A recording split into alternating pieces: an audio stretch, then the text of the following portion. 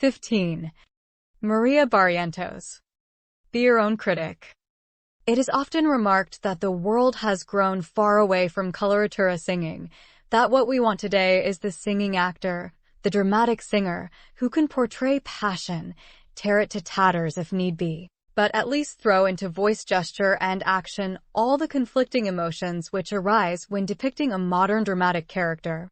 It is said, with much truth, composers do not write coloratura parts in these days, since audiences do not care to listen to singers who stand in the middle of the stage, merely to sing beautiful arias and tonal embroideries. Therefore, there are very few coloratura singers at present, since their opportunities are so limited. To the last objection, it can be answered that audiences do still flock to hear a great coloratura artist, for they know they will hear pure, beautiful melodies when they listen to the old Italian operas. And melody proves to be a magnet every time. It always touches the heart. Again, the coloratura singer is not obliged to stand in the middle of the stage while she warbles beautiful tones with seemingly little regard for the role she is enacting. The coloratura singer, who is an artist, can act as well as sing. Tetrazzini, as she moves about the room, greeting her guests as she does in Traviata or Lucia, can at the same time keep right on with her florid song, proving she can think of both arts at once. It is quite true there are not many coloratura singers of the first rank today. When you have mentioned Galli Curci, Tetrazzini, Barrientos, and Frieda Hempel, the last is both lyric and coloratura. You have named all the great ones who are known to us here in America. There are a couple of younger artists, Garrison and Macbeth, who are rapidly gaining the experience which will one day place them in the charmed circle. Consider for an instant the three first-named singers. They stand at the very top of their profession. They are each and all great in their chosen line, to which they are fitted by reason of their special vocal gifts. Yet how absolutely different is each from the other. They cannot even be compared. They all sing the great florid arias, but each with her own peculiar timbre of voice, her individual nuance and manner of expression. And it is well this should be so. We would not have all coloratura singing of the same pattern of sameness or quality, for we find uniformity is monotonous. There is one peculiar mode of mastery for Galli Curci, another for Tetrazzini, still another for Barrientos. Each in her particular genre is unique, apart. Perhaps this is especially the case with the Spanish prima donna, Barrientos, who has for several years past come to the Metropolitan for part of the season. She lives very quietly, almost in seclusion, in the great city, keeping very much to herself, with her mother and the members of her household, and does not care to have the simple routine she plans for herself interrupted by any outside demands on her crowded days. Thus it happens that very few come face to face with the Spanish artist except her personal friends. But once in a while she breaks the strict rule and will consent to speak with a serious questioner about her manner of study, how she happened to take up a musical career, also some of the characteristics of her country, its people and its musical art. As her own art of song is most delicate and pure, as her instrument is the most fragile and ethereal of any of the voices of her class, so the singer herself is of slight and delicate physique. Her oval face, with its large luminous eyes, has a charm more pronounced than when seen on the other side of the footlights. Her manner is simple and sincere, in common with that of all great artists. Although I always loved singing, I never expected to become a singer, began Madame Barrientos, as we were seated on a comfortable divan in her artistic music room. As a very young girl, hardly more than a child, my health became delicate.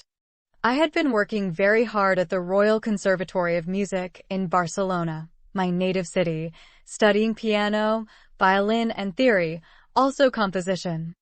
I was always a delicate child, and the close application required for these studies was too much for me.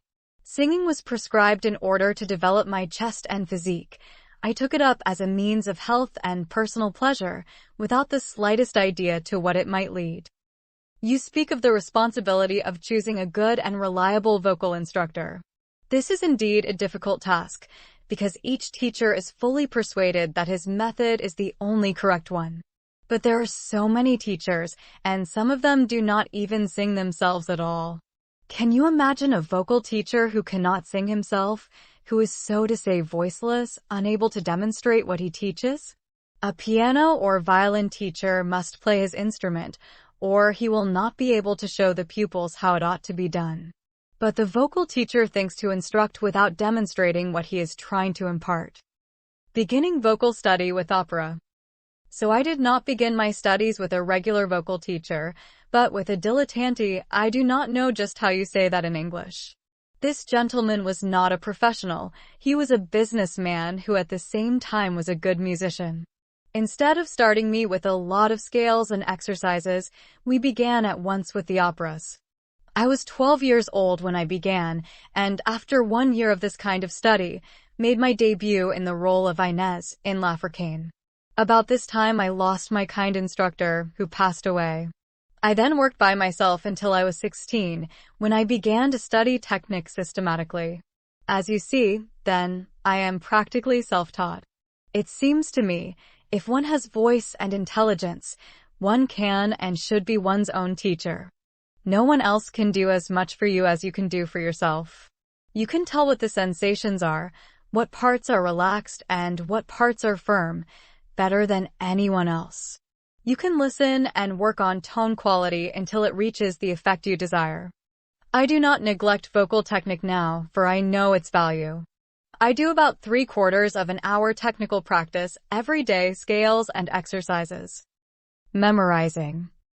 I memorize very easily. It only takes a few weeks to learn an operatic role. I spent 3 weeks on Coq d'Or, and that is a difficult part. So many half-tones and accidentals. But I love that music. It is so beautiful. It is one of my favorite roles. Some parts are longer and more difficult than others. Of course, I know most of the Italian operas and many French ones. I should like to sing Mireille and Lakme here, but the director may wish to put on other works instead. Spanish opera. Yes, we have native opera in Spain, but the works of our operatic composers are little known in other lands. The Spanish people are clannish, you see, and seem to lack the ambition to travel abroad to make their art known to others. They are satisfied to make it known to their own people. Casals and I, we are perhaps the ones who regularly visit you, though you have several Spanish singers in the opera who reside here permanently. As for Spanish composers of instrumental music, you are here somewhat familiar with the names of Groveles and Albanese. Granados you know also, both his opera, Goyescas, which was performed at the Metropolitan, and his personality. He came to America to witness the premiere of his opera, and while here proved he was a most excellent pianist as well as a composer of high merit, which fact was revealed in his piano and vocal compositions. The American people were most kind and appreciative to him. When the disaster came and he was lost at sea, the testimonial they sent his orphan children was a goodly sum, though I hardly think the children appreciated your goodness. Among the composers in Spain who have turned their gifts toward operatic channels, I can mention Pedrell, Moria, Falla, Vives, and Breton. Vives is now writing an opera for me, entitled Abanico. Gradually, no doubt, the music of our country, especially its opera, will find its way to other lands. Even in England, I am told, Spanish music is very little known. Our many distinguished modern musicians are hardly even names. Of course, the world knows our toreador songs, our castanet dances, and the like. Perhaps they think we have little or no serious music, because it is still unknown. Spanish music is peculiar to the country. It is permeated with the national spirit and feeling. Asked if she would sing in South America during the vacation, the singer answered, "I have sung there with great success, but I shall not be able to go there this summer. My little boy has been placed in a school in France. It is the first time we have been separated, and it has been very hard for me to have the ocean between us. I shall sing at Atlanta, the first week of May, and then sail the middle of the month for France. Yes, indeed. I hope to return to America next season. I trust you have been able to understand my poor English, she said, smiling, as she parted with her visitor. We speak several languages here in my home, Spanish with my mother and friends, French and Italian with others in the household. But there seems little necessity for using English, even though I am living in the heart of the metropolis. Perhaps next year, I shall master your language better. And the picture of her, as she stood in her artistic, home-like salon, with its lights, its pictures and flowers, is even more lasting than any to be remembered on the operatic stage.